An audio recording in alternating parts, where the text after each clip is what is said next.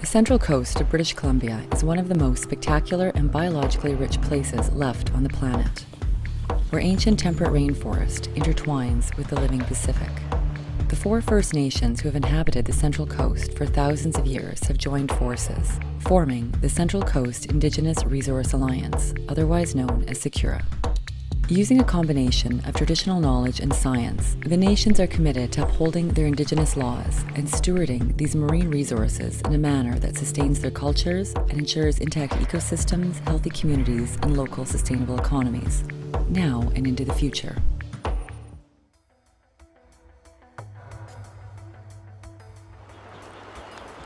It's a huge territory.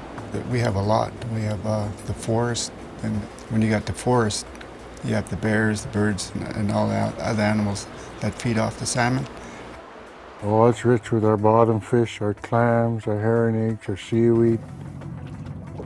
Diverse ecosystems everywhere. Definitely each place is a little bit more different than another, from here at the Mussel all the way out into the outer islands such as Princess Royal. There's different bears, there's different waters, different changes in the winds and the waves, and so many different aspects in one territory that it's like that up and down the coast.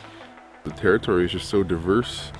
We have a unique part of our territories is these outer islands are unique to anywhere in the world, and they have little populations and ecosystems of their own that are 180 degrees different than the ecosystems that are on the mainland, where you have these large estuaries and these 20-30 kilometer long rivers that are have huge salmon runs, have big bear populations. Every ecosystem in here is unique.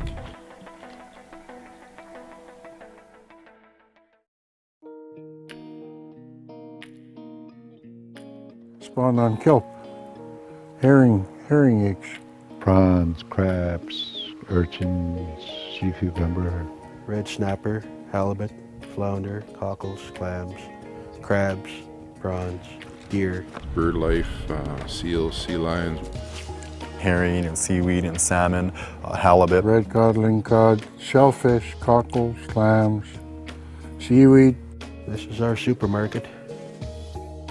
This river that's out here now, only 2 places in all of North America that these huge snook are caught, and they breed right in the Wannock River there. We're very fortunate to have such a beautiful creature in our river.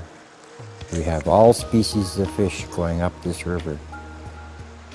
This community still depends on aquatic resources, and in a lot of ways, they're still very much nomadic people. We still go out and harvest the herring and the seaweed and the salmon. Almost everyone in this community, especially the elders, is so used to having it, all their lives.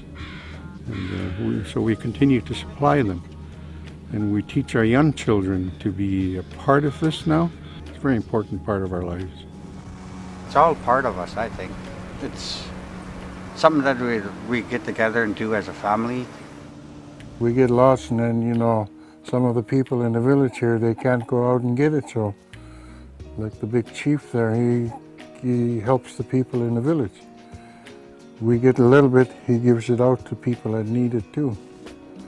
That's things we were taught by ancestors to trade and take care of each other. And, when we take that very seriously, and there's a lot of respect in that, what we do. It's just something that's been kind of engraved in our genes, so to speak, over the generations, that we've depended on things like the salmon, for example, for so long that it's just something that we need, our bodies need, and is really essential to our diet.